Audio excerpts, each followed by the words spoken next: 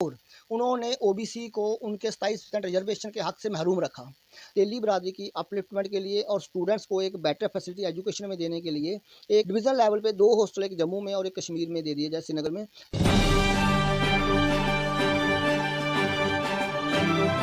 You are watching the Work News. आदाब, आप देख रहे हैं द वर्क न्यूज़ और मैं हूं आपके साथ असलम खान। आज हमारे साथ बातचीत के लिए मौजूद हैं Mohammad Latif Malik, advocate J and K high court. Sir, स्वागत है आपका हमारे चैनल में। Thank you very much Aslam ji. Sir, आपसे जानने की कोशिश करेंगे कि फ़िलहाल जैसे अमित शाह जी जम्मू कश्मीर के दौरे में आए हुए हैं और बहुत सारे लोगों के ये भी सवाल थे कि जैसे एसटी और पहाड़ी को ये जो रिज़र्वेशन का जो इशू है ये भी हल होगा, और बहुत सारे लोगों के ये भी सवाल थे कि ओबीसी को क्या मिलेगा इस दौरान में। क्या वो 370 टूटने के बाद जो हमारा राइट बनता था 27% का, क्या वो मिल पाएगा कि नहीं मिल पाएगा? इससे जानने की कोशिश करेंगे सर आपसे। असलम जी, ये बात हकीकत है कि जी हमारे गृह मंत्री अमित शाह जी जो हैं वो जम्मू कश्मीर के 2 दिन के दौरे पर हैं और आज उन्होंने रजौरी में जो एक बहुत बड़ी रैली को एड्रेस किया और उसमें उन्होंने पहाड़ी स्पीकिंग लोगों को एसटी का स्टेटस दिया और जम्मू कश्मीर के ओबीसीज़ को भी जो है आज की जो सेंट्रल गवर्नमेंट है बीजेपी की, उनसे बहुत ही उम्मीदें वाबस्ता हैं और हमें अभी भी निराश नहीं होना चाहिए। अभी भी अमित शाह जी यहाँ पे हैं। तो दूसरा जो बात आपने कहा कि 370 टूटने के बाद जो हमारा हक था, ये बात बिल्कुल गलत है। ये हमारा हक जो है वो बुनियादी हक है और 1992 से इम्प्लीमेंट हुआ है। ओबीसी 370 कोई वो एक इशू नहीं था, कोई इम्पेडिमेंट नहीं था उसमें। वो एक अननेसेसरी का एक यानी कि बनाया हुआ था गवर्नमेंट। उन गवर्नमेंट्स ने जिन्होंने 92 के बाद या उससे पहले भी रियासत जम्मू कश्मीर में हुकूमतें की हैं, उन्होंने इंटेंशनली और डेलिबरेटली जम्मू कश्मीर के ओबीसी के साथ एक बहुत बड़ा फ्रॉड किया और उन्होंने ओबीसी को उनके 27% रिजर्वेशन के हक से महरूम रखा। तो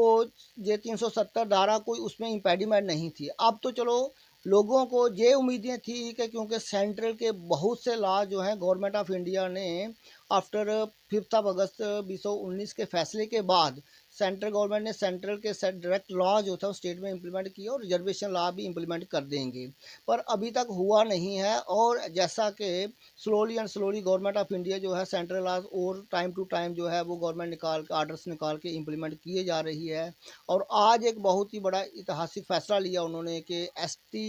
स्टेटस जो है पहाड़ी स्पीकिंग को दिया है उन्होंने। तो ये भी बहुत देर से उनकी मांग थी और वो लोग जो है उसको डिज़र्व भी करते हैं और मैं उसके लिए आज पहाड़ी स्पीकिंग लोग जो हैं उनको मुबारकबाद भी पेश करता हूँ। और अमित शाह जी ने की अध्यक्षता में आई रैली में उन्होंने अनाउंस किया और उन्होंने कहा कि जो जीडी शर्मा जस्टिस साहब की जो ये एक रिकमेंडेशंस थी ओबीसी कमीशन की जो बनाए गए थे, उनकी रिकमेंडेशंस को लागू किया जा रहा है और वो प्रोसेस में है, बहुत जल्द लागू हो जाएगी। और अभी भी OBC of Jammu and Kashmir को हमारे गृह मंत्री से बहुत सी उम्मीदें हैं कि हो सकता है कि कल वो जो कश्मीर में रैली को एड्रेस किए करने जा रहे हैं उसमें वो ये वाला ओबीसी वाला तोहफ़ा रियासत जम्मू कश्मीर के ओबीसी को वो कश्मीर में अनाउंस करें। और हमें इस बात को यकीन रखना चाहिए कि हमें उम्मीद भी है और इन पे यकीन भी है कि हम जो पहले जो सियासी पार्टियों का शिकार रहे हैं ओबीसी जम्मू कश्मीर, वो हमसे जो बेइंसाफ़ी है शायद अब बड़ी जल्द ख़त्म हो जाएगी। और आने वाले टाइम में जल्द ही जो है ओबीसी में को भी 27% रिजर्वेशन जो है ये अमित शाह मोदी साहब की गवर्नमेंट के मुताबिक उसमें अध्यक्षता में लागू कर देंगे ये। क्योंकि ओबीसी में जो भी रिजर्वेशन है उसका मसला जो है वो नेशनल कमीशन का एक मंडल कमीशन बनाया था प्रेसिडेंट ऑफ इंडिया ने। उन्होंने on the basis of population पे बेसिस पे पूरी इंडिया का सर्वे करने के बाद 27% रिकमेंडेशन जो थी रिजर्वेशन की रिकमेंडेशन की थी और 1991 में बीपी सिंह गवर्नमेंट ने उसको इम्प्लीमेंट किया। और बीपी सिंह गवर्नमेंट के जब फैसले आए उसको इम्प्लीमेंटेशन करने के, तो वो मसला जो था वो सुप्रीम कोर्ट में चला गया और फाइनली नवंबर 2000 1992 में सुप्रीम कोर्ट के कॉन्स्टिट्यूशन बेंच के फैसला आया कि ये जो है 27% रिजर्वेशन ओबीसी के लिए है, ये बिल्कुल सही है और इसको पूरे मुल्क भर में लागू करना चाहिए। पर हमारी उस वक़्त जो थी गवर्नमेंट्स थी उन्होंने टाइम टू टाइम पहले एसआर 126 निकाला, उसमें भी जो था एक नया कंसेप्ट इंट्रोड्यूस किया कि जी आरबीए हालांकि आरबीए और मुल्क भर में कहीं नहीं है, पर ओबीसी का हक छीनकर आरबीए को दिया गया। फिर हमें जो थे, जो 2002 में पीडीपी और बीजेपी गवर्नमेंट बनी, पीडीपी की इसके साथ कांग्रेस के साथ गवर्नमेंट बनी, उनकी से भी हमें बहुत सी उम्मीदें थी, पर उन्होंने भी रिजर्वेशन एक्ट 2005 लाया और एज इट इज़ रखा। अब ये है कि जब से जम्मू कश्मीर जो है वो सेंट्रल गवर्नमेंट के कंट्रोल में आया है, उसमें एक तो बीजेपी गवर्नमेंट ने सबसे पहले हमारा इनकम स्लैब हाई किया, वो सत्यपाल मलिक साहब के उस वक़्त गवर्नर थे हमारी स्टेट के, और उन्होंने जो इनकम स्लैब थी 4,50,000 से बढ़ा के 8% कर दी। उसके बाद उन्होंने 2020 में 2020 में रिजर्वेशन 2 से 4% कर दी। पर अभी भी मैं गवर्नमेंट ऑफ इंडिया को और अमित शाह जी के नोटिस में ये लाना चाहता हूँ कि हमारी पॉपुलेशन के बेसिस पे जो 1931 का सेंसस हुआ था, कास्ट बेस्ड सेंसस हमारी जे.एंड.के का, एक ही सेंसस 1931 में लास्ट सेंसस हुआ था, उसके बेसिस पे भी 32% पॉपुलेशन जो थी ओबीसी की बताई गई थी। और इस वक्त वो पॉपुलेशन कोई 50% से काम नहीं है, क्योंकि उसके बाद टाइम टू टाइम जो थी ओबीसी की और सारी बहुत सी कम्युनिटीज़ को जो है ओबीसी का स्टेटस दिया गया, और एज ऑन टुडे 27 कम्युनिटीज़ जो हैं वो ओबीसी की लिस्ट में नोटिफाइड हैं। और उन 27 कम्युनिटीज़ की पॉपुलेशन जो है जे.एंड.के में 50% से कम नहीं है, और उस बेसिस पे जो है 27% रिजर्वेशन जो है वो लागू होनी चाहिए। 4% जो है वो ना के बराबर है, क्योंकि पॉपुलेशन को अगर देखा जाए और नंबर ऑफ़ कम्युनिटीज़ देखा जाए, 27 कम्युनिटीज़ जो हैं उनको 4% जो रिजर्वेशन है वो एक जस्ट एक मजाक सा है। और इसलिए मैं गवर्नमेंट ऑफ इंडिया से हमें भी अपील करते हैं, और अमित शाह जी के को भी आपके चैनल के माध्यम से मैं अपील करता हूं कि ओबीसी का जो रिजर्वेशन का इशू है ये बहुत ही पुराना इशू है, और कम से कम 30-32 साल से हम लोग जो हैं इस हक से महरूम हैं, इवन के सुप्रीम कोर्ट की जजमेंट आने के बाद भी। और हम आप अमित शाह जी से अपील करते हैं और गवर्नमेंट ऑफ इंडिया की से भी अपील करते हैं कि ये जो रिजर्वेशन एड परसेंटेज जब उन्होंने बाकी सब जगह चल रही है 27% रिजर्वेशन, तो हमारे जम्मू कश्मीर के भी ओबीसीज़ को भी ये रिजर्वेशन लागू करनी चाहिए, ताकि ओबीसी जो एक पिछड़ा वर्ग है जम्मू कश्मीर का, वो भी तरक्की की राह में चल सके। सर एक चीज़ और पूछना चाहूँगा मैं कि जैसा कि आपने कहा कि 2 से 4% जो है रिज़र्वेशन मिल चुकी है। अब आप अमित शाह जी से क्या मतलब उम्मीद करते हैं कि वो कहाँ तक, मतलब आप पूरा 27% की उम्मीद करते हैं कि वो पूरा 27% जो है वो लागू करें, या मतलब थोड़ा कम होगा वो भी थोड़ा चलेगा? आपके हिसाब से आप क्या कहते हैं? देखिए, जो नेशनल कमीशन मंडल कमीशन बनाया गया था 1970 में, उस 1979 में उसकी रिकमेंडेशन जो थी on the basis of population हुई थी, और पॉपुलेशन के बेसिस पे 27% रिजर्वेशन अल्टीमेटली सुप्रीम कोर्ट ने भी उस पर मोहर लगाई, और 3 दिहाई हो गई, अब 30 साल हो गए 1992 के बाद आज तक नहीं मिली है। तो चलो अब वो 27 नहीं, 1-2-4% कम भी करें, पर यह है कि 4% तो बिल्कुल नहीं के बराबर है, 4% बिल्कुल नहीं के बराबर है। और जो है कि हमारी पॉपुलेशन को मद्देनज़र रखते हुए इनको रिजर्वेशन उतनी देनी चाहिए, ताकि आने वाले 5-7 सालों में रिजर्वेशन देने के बाद 5-7-10 सालों में ओबीसी वर्ग भी बाकी वर्गों के बराबर चल सके। अब 4% तो नहीं के बराबर है, 27 कम्युनिटियाँ और 4% पॉपुलेशन, ये परसेंट रिजर्वेशन दे रहे हो आप।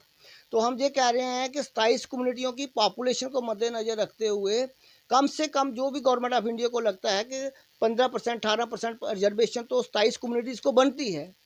जहाँ एसटी की कम्युनिटी जो है वो 10% ले रही हैं, कब से एससी को दे रही हैं। और जब ओबीसी को गवर्नमेंट ऑफ इंडिया ने 1991 में इम्प्लीमेंट किया और 92 में सुप्रीम कोर्ट की जजमेंट आई, उसके बाद भी आज 30 साल हो गए हैं, तकरीबन 30 साल हो गए, 30 से भी ज़्यादा हो रही हैं, पर आज तक भी जो है वो ओबीसी जो है वो तरक्की की राह पे इसीलिए नहीं चल पाया है क्योंकि उनको रिजर्वेशन का हक दिया ही नहीं। वो सर एक चीज़ और आपसे मैं पूछना चाहूँगा, जैसे कि आप तेली कम्युनिटी से बिलोंग करते हैं, तो स्पेशली अगर मतलब आप 27 जो कम्युनिटी की बात कर रहे हैं कि 27 कम्युनिटी जे.एंड.के में हैं, तो इनमें से आप क्या देखते हैं कि मतलब तेली कम्युनिटी जो है ये कहाँ तक, इनको कितनी रिजर्वेशन पॉपुलेशन के हिसाब से कितनी होनी चाहिए इनका अलग से?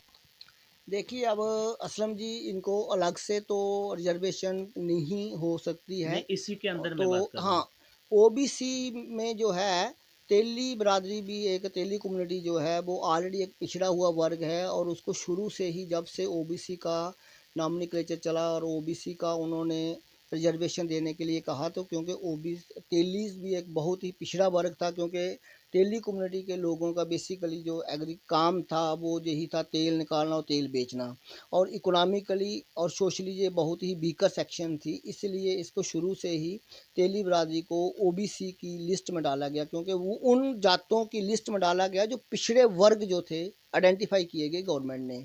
तो उसमें भी आज भी जो बहुत ही पिछड़ा वर्ग है, तो इसलिए अगर ओबीसी को 27% रिजर्वेशन गवर्नमेंट ऑफ इंडिया इसमें जे.एंड.के में इम्प्लीमेंट कर देती है, तो आने वाले 10-15 सालों में ओबीसी में की रिजर्वेशन में ही तेली बरादरी की भी ultimate Aahista Aahista slowly and slowly development हो जाएगी। और तेली बरादरी का सबसे बड़ी प्रॉब्लम ये है कि देखो, एसटी हॉस्टल्स हैं जहाँ पे, बाकी हॉस्टल्स हैं, मगर ओबीसी तेली कम्युनिटी के लिए जम्मू कश्मीर में कोई भी हॉस्टल की फैसिलिटी भी आज तक गवर्नमेंट ऑफ जम्मू कश्मीर जितनी भी हुकूमतें रही वो नहीं रही। हालांकि जम्मू कश्मीर के तेली बरादरी की एक हॉस्टल जम्मू में और एक कश्मीर में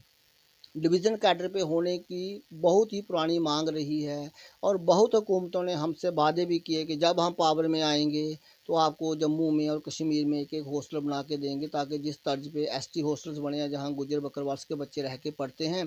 तेली बरादरी के बच्चे भी, क्योंकि तेली बरादरी जो है जम्मू कश्मीर के हर एक जगह पे पाई जाती है, फार फ्लंग एरिए में। जैसे जम्मू की आप मिसाल लेंगे, जम्मू सूबे की, तो वो पुंछ में भी पाया जाएगा, भद्रवाह में भी पाया जाएगा, बनी में पाया जाएगा, कठुआ में, सांबा में। और जब हायर एजुकेशन के लिए उनको आना पड़ता है जम्मू में, तो वो बेचारे लोगों के घरों में दर बदर होते हैं, किराए पे रहते हैं, तो हॉस्टल फैसिलिटी कोई अवेलेबल है नहीं उनको। इसलिए हमारी गवर्नमेंट ऑफ इंडिया से अब ये डिमांड रहेगी कि तेली बरादरी की अपलिफ्टमेंट के लिए और स्टूडेंट्स को एक बेटर फैसिलिटी एजुकेशन में देने के लिए एक हॉस्टल जो है, एक जम्मू में और एक कश्मीर में, on the pattern of ST hostels जो गुज्जर और बकरवाल हॉस्टल्स बने हैं उसके पैटर्न पे कम से कम, क्योंकि उनके तो डिस्ट्रिक्ट लेवल पे भी इन्होंने बनाए हैं, एसटी हॉस्टल जो है वो डिस्ट्रिक्ट लेवल पे अवेलेबल हैं, पर एटलीस्ट हमें डिवीज़न लेवल पे 2 हॉस्टल, एक जम्मू में और एक कश्मीर में दे दिए जाए, श्रीनगर में, ताकि तेली बरादरी से तल्लक रखने वाला तालिब इल्म जो भी पढ़ने के लिए आएगा हायर एजुकेशन के लिए, वो जम्मू में और कश्मीर में रहकर अपने अपने यूनिवर्सिटीज़ में वहाँ पे रहकर वो है अपनी तालीम हासिल कर सके। वो भी एक जम्मू कश्मीर के तेली बरादरी से तल्लक रखने वाले को, तेली कम्युनिटी की अपलिफ्टमेंट के लिए गवर्नमेंट का बहुत ही बड़ा वो फैसला होगा, अगर वो एक हॉस्टल जो है जम्मू तेली बरादरी के लिए एक्सक्लूसिवली जम्मू और एक श्रीनगर में बना दे तो। बहुत बहुत शुक्रिया सर। तो आप लोग सुन रहे थे एडवोकेट मोहम्मद लतीफ़ मलिक जी, जो कि जे.एंड.के हाई कोर्ट में एडवोकेट हैं। इन्होंने हमेशा से ओबीसी कम्युनिटी को लिफ्ट करने के लिए हमेशा से आवाज़ उठाई है, और आज भी हम इन्हीं को सुन रहे थे कि ये ओबीसी कम्युनिटी के लिए 27% जो ऑल ओवर इंडिया में अप्लाई है, तो वो जे.एंड.के के लिए भी मांगते हैं। आपको क्या लगता है? आप अपनी राय जो है वो कमेंट मार्क्स में ज़रूर रख सकते हैं।